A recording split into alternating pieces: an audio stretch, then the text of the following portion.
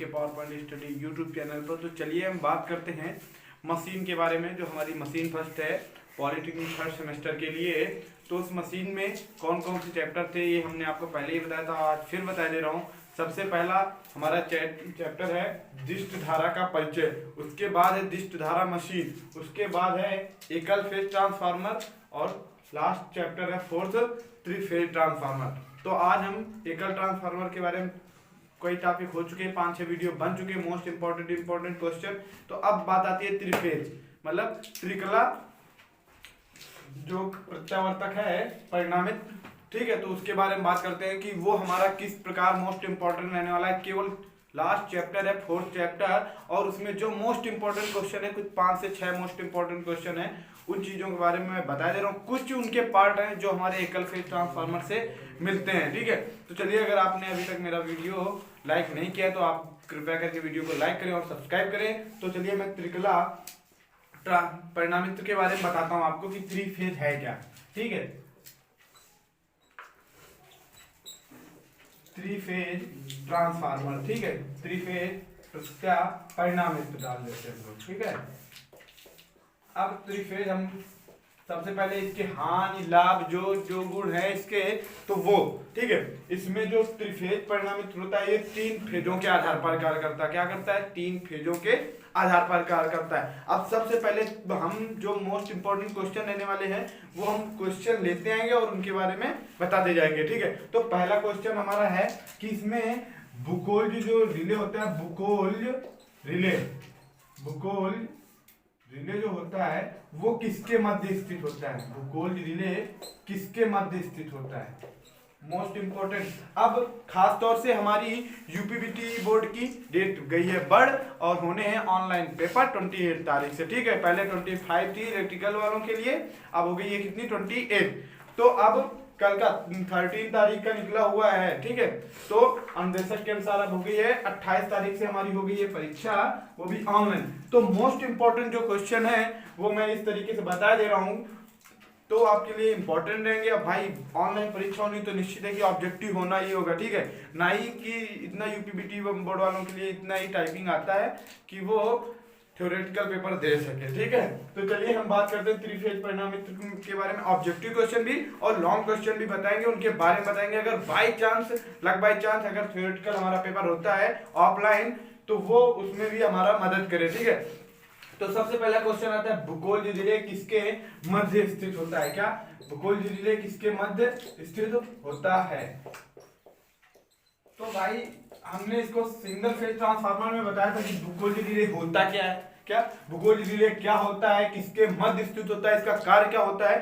तो बुकोल्ज रिले सबसे पहले बात आती है तो यह टैंक और कंजर्वेटर के बीच, कैन जो हमारा टैंक होता है, ठीक है, और कंजर्वेटर के बीच संरक्षक पात्र और एक पात्र होता है जो जिसमें वाइंडिंग और ऑयल दोनों होता है, और संरक्षक वो होता है जहां पर केवल ऑयल होता है। वो क्या करता है? जब ऑयल का आकार टेम्परेचर की वजह से बढ़ता है तो वो जाके कंजर्वेटर में एकत्रित होता है, और जैसे ही टेम्परेचर डाउन होता है तो वो ऑयल फिर आता है। तो वो क्या होता है? एक तरह का कार्य कंजर्वेटर जो होता है वो हमारा कार्य क्या करता है? कंजर्वेटर कार्य ये करता है कि टैंक में ऑयल आपूर्ति ना हो पाए तो ऑयल की पूर्ति करने के लिए कंजर्वेटर का प्रयोग करते हैं। दूसरा कि टैंक पर जब ज्यादा ताप बढ़े तो उसका जो ऑयल है, ऑयल का आकार बदलने से जब वो आकार ज्यादा हो जाए तो वो, ताकि टैंक के बाहर ना जा पाए, बाहर तो जा नहीं पाएगा बट टैंक फटने की ही प्रॉब्लम आएगी, ठीक है।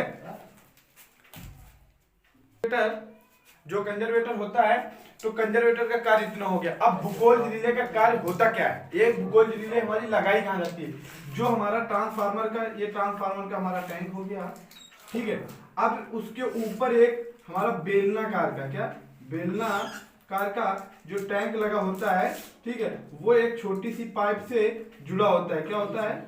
छोटी सी पाइप से जुड़ा होता है। वो जो होता है वो हमारा क्या होता है? कंजर्वेटर, ठीक है। तो उन दोनों के बीच में यहाँ पर हमारी बुकोल्ज रिले लगाई जाती है। क्या बुकोल्ज रिले लगाई जाती है? और बुकोल्ज रिले कार्य क्या होता है? बुकोल्ज रिले कार्य क्या होता है? जब ऑयल में हलचल पैदा होती है, क्या होती है? ऑयल में तीव्र गति से हलचल पैदा होती है तो ये अलार्म कार्य करता है। बुकोल्ज रिले जो होता है वो क्या करता है, अलार्म का कार्य करता है। तो इसमें हमने आपको कार्य बताया। अब जो बात आ गई, दो पात्र हैं क्या उनके बारे में बता दिया, कंजर्वेटर क्या है और टैंक क्या है। अब बुकोल्ज रिले तो कहाँ लगी होती है, जब जो इसका मोस्ट इंपोर्टेंट क्वेश्चन था तो किसके मध्य लगी होती है, टैंक और कंजर्वेटर, टैंक और संरक्षक पात्र और संरक्षक पात्र के बीच, ठीक है। उसको इंग्लिश में बोलते हैं कंजर्वेटर, ठीक है, संरक्षक पात्र के बीच, ठीक है। तो ये हमारा क्वेश्चन कंप्लीट होता है। अब बात आती है जब ये मोस्ट इंपोर्टेंट क्वेश्चन रहने वाला है बुकोल्ज रिले। अगर ऑब्जेक्टिव नहीं पूछा जाता तो निश्चित है कि ये थ्योरेटिकल में पूछा जाता है कि बुकोल्ज रिले हमारा होता क्या, इसका कार्य क्या होता है, इसके लाभ तथा हानि, ठीक है। अब दूसरी बात आती है पावर ट्रांसफार्मर, किन्हीं दो मतलब जो पावर ट्रांसफार्मर है त्रिफेज पर, उनके बारे में बात करते हैं। तो चलिए इसको हम रफ कर लेते हैं।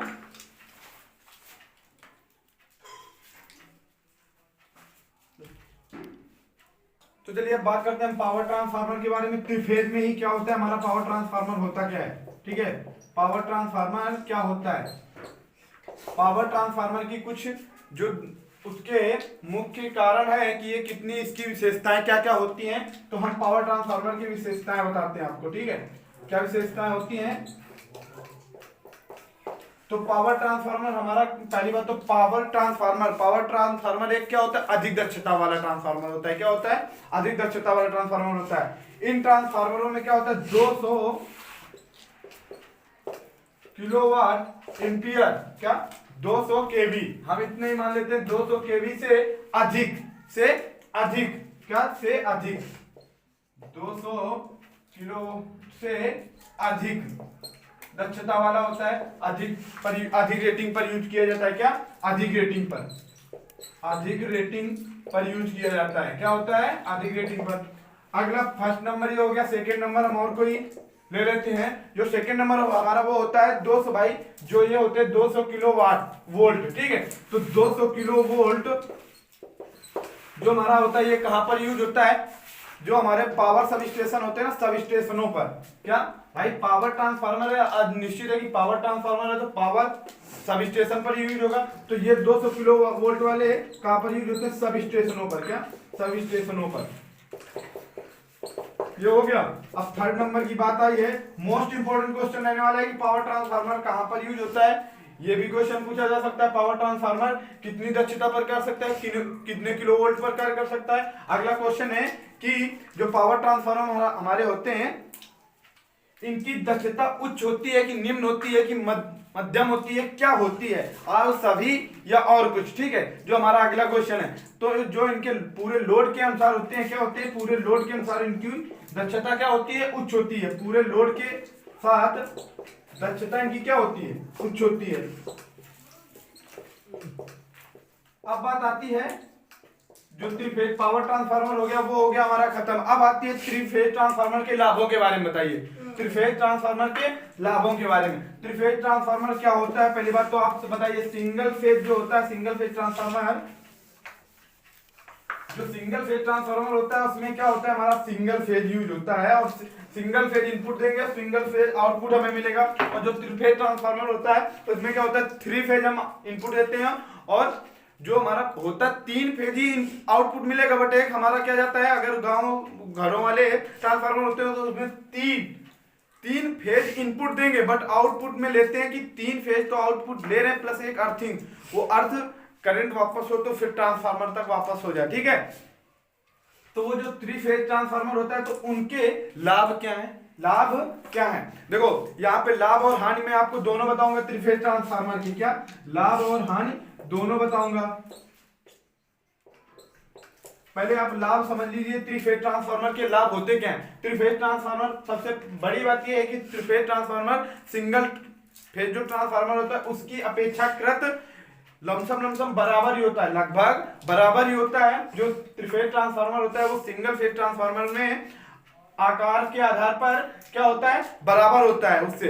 और दूसरी पहली बात तो बराबर होता है आकार पर, ठीक है,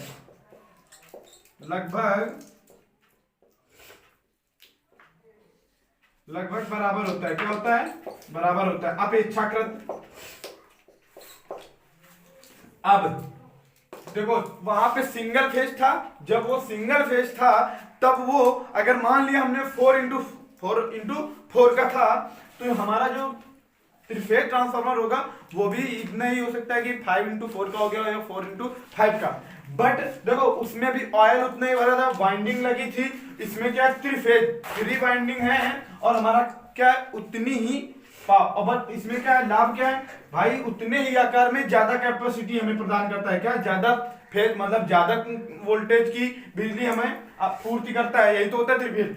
ठीक है, तो दूसरा नंबर सेकेंड नंबर ये हो गया कि वो जो ट्रांसफार्मर था वो अपेक्षाकृत क्या, वो अपेक्षाकृत सिंगल फेज से मतलब बराबर था। दूसरा जो हमारा दूसरा टॉपिक है, तो अब इसमें क्या है कि भाई जब हमारी इसमें लाभ ये है कि ये उसके आकार में भी उतना ही होता है और जो कीमत होती है भाई, हम 3 फेज एक फेज के 3 ट्रांसफार्मर खरीदेंगे तो उनमें कीमत हमारी ज्यादा लगती है, तो कीमत के अनुसार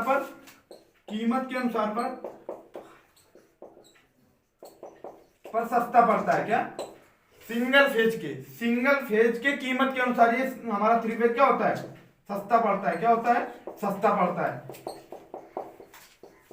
भाई। वो हम सिंगल फेज के अगर 3 ट्रांसफार्मर खरीदे हैं, क्या 3 ट्रांसफार्मर खरीदे हैं, तो हमारा सिंगल फेज है तो 3 ट्रांसफार्मर हमारा अधिक रेटिंग का जब लेंगे तो वो हमारा क्या, उसमें कीमत हमारी ज्यादा लगेगी, और वहीं पर हम 3 फेज ट्रांसफार्मर एक खरीद लें तो वो हमारा उससे आधे में ही हो जाएगा। क्या हो जाएगा, आधे में ही। तो कीमत के अनुसार ये हमारा सिंगल फेज के अनुसार क्या पड़ता है, सस्ता पड़ता है। ठीक है, अब थर्ड नंबर की बात आती है, तो ये अब इसकी अगर हानि के बारे में बात कर लें तो देखो यहाँ पे जैसे हमारा सिंगल फेज ट्रांसफार्मर होता है, अगर वो एक ट्रांसफार्मर है, क्या एक ट्रांसफार्मर है सिंगल फेज का, तो वो सिंगल फेज ट्रांसफार्मर की अगर वाइंडिंग जलती है सिंगल फेज ट्रांसफार्मर की, तो एक पूरी वाइंडिंग चेंज कर दी जाती है। बट अगर त्रिफेज ट्रांसफार्मर की त्रिफेज परिणामित्र की वाइंडिंग कोई एक भी जल जाती है तो उसकी तीनों वाइंडिंग चेंज की जाती है। क्या की जाती है, तीनों वाइंडिंग चेंज की जाती है। तो उसमें हानि क्या आया, खर्चा ज्यादा आया। ठीक है, खर्चा ज्यादा आया भाई। दूसरी बात, अब हमारे पास हानि, लाभ भी वही है, लाभ से घुमा के हमें हानि कर देना है, लाभ भी वही है और उनको उल्टा करके हानि बना देना है। अब हमारे पास पैसा है कम, अब हमें खरीदना है सिंगल फेज ट्रांसफार्मर, तो हम ट्रिपल फेज ट्रांसफार्मर कैसे यूज कर लेंगे। इसमें अब खर्चा ज्यादा आ गया तो पहली बात तो वाइंडिंग में ज्यादा आ गया। अब सिंगल फेज ट्रांसफार्मर हम खरीद सकते हैं, अब हमें चाहिए कि अब ये था कि एक फेज चाहिए, अब हम वहां पे 3 फेज ट्रांसफार्मर ना खरीद के, वो ज्यादा पैसे का है और हमारा काम चल जाएगा सिंगल फेज ट्रांसफार्मर से, तो हम सिंगल ही। तो सबसे हानि हो गई फिर पैसे की, मतलब खर्चा ज्यादा आने की। क्या हो गया, खर्चा ज्यादा आने की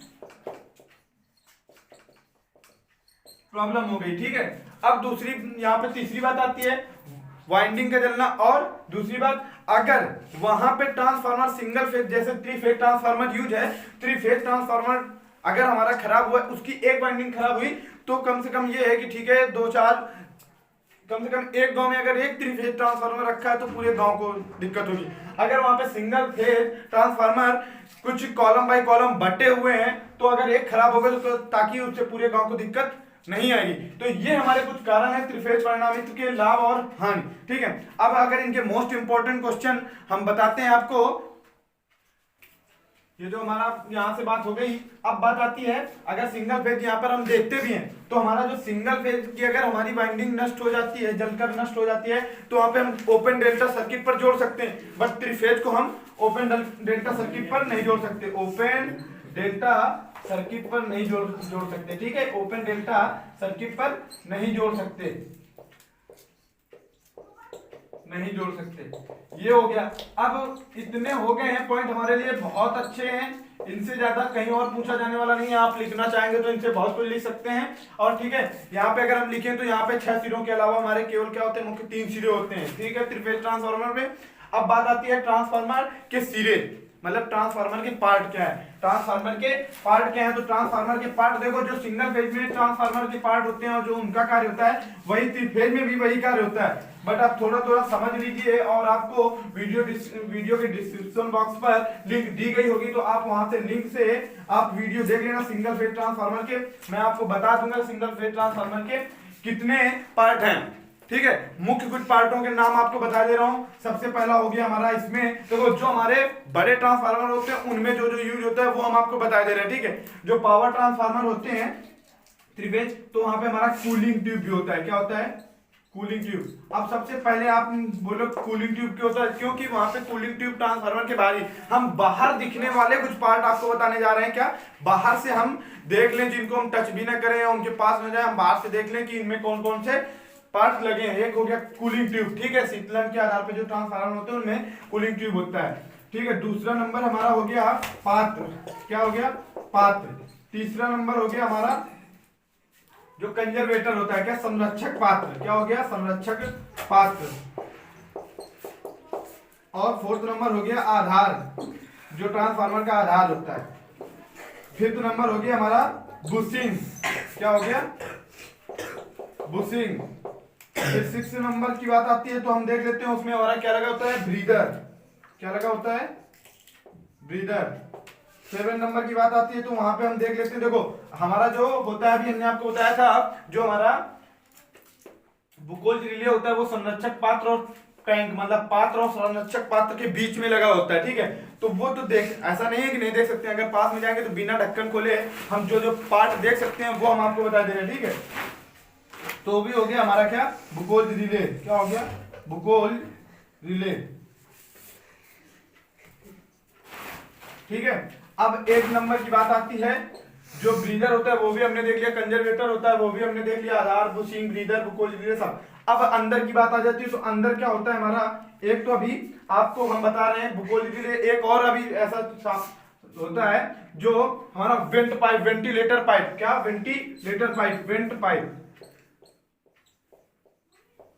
ठीक है, अब बता जाती है जो ऑफ अंदर की कंडीशन में रहते हैं। ठीक है, 9 नंबर वो है कोर हो गया सबसे पहले। फिर हो गया उसमें 10 नंबर वाइंडिंग। क्या हो गया? वाइंडिंग। ठीक है, और वो जो ऑयल तो होता ही है, तो वो ऑयल है ही। ठीक है, तो अब जो कूलिंग ट्यूब है, जब ट्रांसफार्मर ज्यादा हीट होता है तो ये कूलिंग का जो कार्य करते हैं उनके साइड में लगे होते हैं, दोनों तरफ लगे होते हैं, तो वो कूलिंग ट्यूब होते हैं। ठीक है, पात्र जिसमें हमारा ऑयल और कोर और वाइंडिंग उसके अंदर होती है। संरक्षक पात्र हमने आपको पहले ही बता दिया, जब हम बता रहे थे कि कंजर्वेटर और जो हमारा टैंक होता है उसके बीच में हमारा बुकोल रिले लगा होता है, तो हम बता रहे थे कि पात्र का और संरक्षक पात्र का कार्य क्या होता है। तो पात्र का वह कार्य होता है जहां पे कोर और वाइंडिंग हमारी ऑयल तीनों एक साथ अंदर रहे जिस पात्र के अंदर, वो हमारा हो गया टैंक। ठीक है, वो भी ट्रांसफार्मर का टैंक हो गया। संरक्षक पात्र जो हमारी ऑयल की टैंक में ऑयल की आपूर्ति का जो आपूर्ति होती है उसको पूरा करे। ठीक है, आपूर्ति को पूरा करे तो हो गया संरक्षक पात्र, तथा टेम्परेचर हाई होने पर हमारे ऑयल को संग्रहित करे। ठीक है भाई, ऑयल जाएगा संरक्षक पात्र पर एकत्रित हो जाएगा, जब जैसे ही ट्रांसफार्मर ठंडा होगा वैसे ही ऑयल ठंडा होते हुए उसमें फिर अपने टैंक में अपना पुनः स्थिति ले लेगा। आधार जो हमारा ढांचा होता है ट्रांसफार्मर के नीचे, जो रॉडें लगी होती है कि हमारा ट्रांसफार्मर नीचे ना आए। ठीक है, बुशिंग जो हमारा इनपुट से करंट को लेकर, इनपुट से धारा को लेकर अपनी प्राइमरी वाइंडिंग से विद्युत वाहक बल के द्वारा उधर जाके सेकेंडरी वाइंडिंग से इनपुट देना। तो इनपुट से लेकर आउटपुट पर देना जो बुशिंग होती है वो होती है हमारी बुशिंग। ठीक है, अब आ गई ब्रीदर की बात। ब्रीदर क्या होता है? एक ब्रीदर नाक की तरह कार्य करता है। जो ब्रीदर जो हमारी नमी वायु होती है उसको अंदर करता है और उसकी नमी सिलिका जेल के माध्यम से सोख लेता है और ड्राई गैस अंदर जाने देता है, मतलब शुष्क हवा अंदर जाने देता है। बुकोल रिले आपको हमने पहले ही स्टार्टिंग में बता दिया, बुकोल रिले का कार्य अलार्म देना। ठीक है, जब ऑयल संरक्षक पात्र और पात्र के बीच जब ऑयल की तीव्र गति से हलचल पैदा होगी तो बुकोल रिले अलार्म देता है और ट्रांसफार्मर को कट कर देता है। ठीक है, वेंट पाइप, वेंटिलेटर पाइप का वह कार्य है जो वेंट पाइप होता है उसका एक सिरा, एक ये भी बेलनाकार पाइप होता है, एक सिरा इसका टैंक के ढक्कन से तथा दूसरा सिरा एक जार होता है, कांच का जार, उससे जुड़ा होता है। तो जब उसमें तीव्र गति से गैसें उत्पन्न होती हैं तो उन गैसों के माध्यम से जब वेंट पाइप पर जाती हैं भाई, उसका जो होता है तो खुल जाता है तो वेंट पाइप में गैसें भर जाती हैं, और ज्यादा प्रेशर होने से वो वेंट पाइप की कांच वाली बोतल होती है वो हो जाती है फट, तो गैसें जाती हैं निकल, जिससे ट्रांसफार्मर हमारा फटने से बच जाता है। कोर वाइंडिंग आप समझ चुके हैं, कोर का वह कार्य है जो हमारे विद्युत वाहक बल को सुगम पथ प्रदान करे, और वाइंडिंग का वह कार्य है कि वाइंडिंग विद्युत वाहक धारा को लेकर विद्युत वाहक बल के रूप में परिवर्तित करके सुगम पथ कोरों के माध्यम से सुगम पथ प्रदान करके विद्युत वाहक बल सेकेंडरी वाइंडिंग में जा सके, और सेकेंडरी वाइंडिंग से हमारा लो या हाई जो भी जिस प्रकार का ट्रांसफार्मर होगा, स्टेप अप या स्टेप डाउन, उस हिसाब से सेकेंडरी वाइंडिंग हमारा वोल्टेज प्रदान कर देगी बुशिंग के माध्यम से। ठीक है, तो ये हमारे हो गए सारे पार्ट थ्री फेज परिणामित्र के। अब चलिए हम बात करते हैं अगले वीडियो में।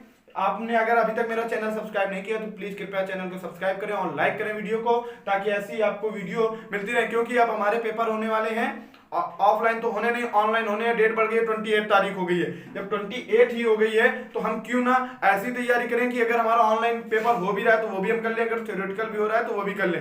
इस 20 मिनट की वीडियो में आपको कुछ जाएगा नहीं, बट ये है कि 10 नंबर जरूर लेके आएगा, क्योंकि ये परिणामित्र एक ऐसी चीज है कि 2 चैप्टर है, मोस्ट इंपोर्टेंट चैप्टर है, एकल फेज ट्रांसफार्मर और त्रिकला ट्रांसफार्मर, दोनों हो गए। अब दोनों में वही पार्ट है, सब कुछ वही है, बस कार्य सब दोनों के अलग अलग है। तो कार्य विधि आपको मैंने बताई थी, और अगले वीडियो में और जो भी पार्ट है पूरा पार्ट के बारे में एक एक निष्कर्षण दिया हुआ है, और डिस्क्रिप्शन बॉक्स की लिंक में जाके देख लीजिएगा।